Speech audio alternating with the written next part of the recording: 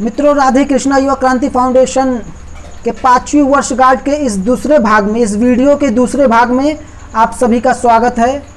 तो पहले भाग में जैसे मैंने बताया कि कैसे पहला वर्ष बीता जिसमें 5-4 लोग ही सक्रिय थे। उसके बाद जो अभियान हमने प्रारंभ किया जिसमें हमारे मित्रों का सहयोग समर्पण हमें प्राप्त हुआ। कुछ लोग उपस्थिति देकर, समय देकर, तो कुछ लोग कर रहे थे सहयोग से हमें मजबूत कर रहे थे, आगे बढ़ने के लिए प्रोत्साहित कर रहे थे। जिसमें से मैं बात करूं, सहयोग से हमें श्याम प्रकाश जी, राम विष्णु जी, बालेश्वर प्रजापति जी, मुलायम यादव जी, सुदर्शन गुप्ता जी, लक्ष्मी प्रजापति जी, इनका सहयोग रहा था। ये समय नहीं दे पा रहे थे और जो हमारे गुड्डू हिंदुस्तानी जी यहाँ से समय देने का प्रयास कर रहे थे। 2017 मई में जब हमने कार्यक्रम किया था, हमने घोषणा की थी कि हम 100 रुपये लोगों से सहयोग चाहते हैं और इसके माध्यम से हम लोगों की सहायता करना चाहते हैं। तो उस समय तक मुझे फेसबुक के बारे में ज्ञात नहीं था।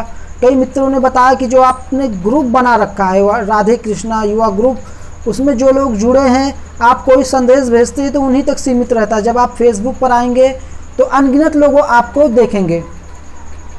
और फिर शैलेंद्र जी थे। उस समय मेरा मोबाइल जो ख़राब हो चुका था 2G, और मैं एक सादा मोबाइल चला रहा था।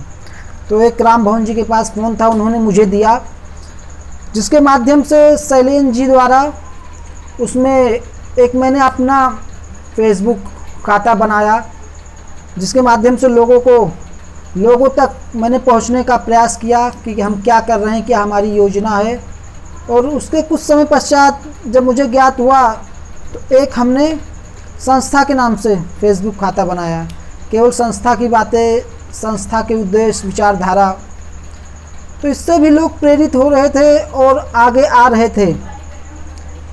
अब धीरे धीरे 2 वर्ष होने वाले थे संस्था को। ये समय ऐसा था कि रविंद्र शर्मा जी रुचि थोड़ी बहुत दिखाने लगे थे। 2 वर्ष के पश्चात यही वो समय था जहाँ पर दिवाकर बिंद जी का आगमन होता है और वो भी अपना सहयोग देना प्रारंभ करते हैं। परंतु कोई भी जब नया जुड़ता है तो वो 2-4-6 महीने लेता है कि ये क्या कर रहे हैं, क्या करना चाहते हैं। इस प्रकार जब लोगों को ये बात पता होने लगी, अब ये समय था जब प्रेम शर्मा भी इससे जुड़ रहे थे।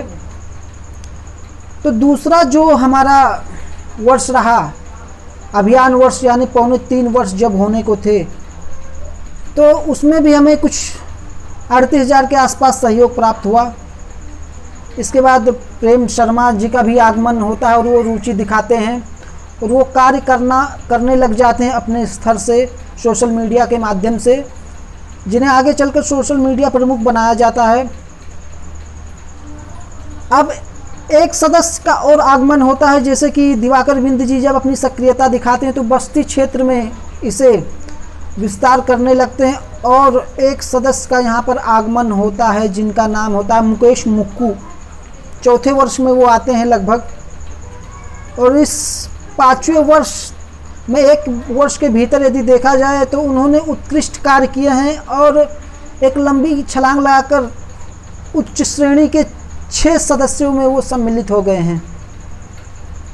ये बहुत ही बड़ी बात है। और एक समय ऐसा था जब मुझे खुद नहीं पता था कि मोबाइल में हिंदी होता है। जब मुझे पता चला हिंदी की ओर, मैंने बल दिया कि हिंदी को आगे लाना है। परंतु लोगों का कहना था ये संभव नहीं है। अधिकतर लोगों को ये बातें ठीक नहीं लगती थी।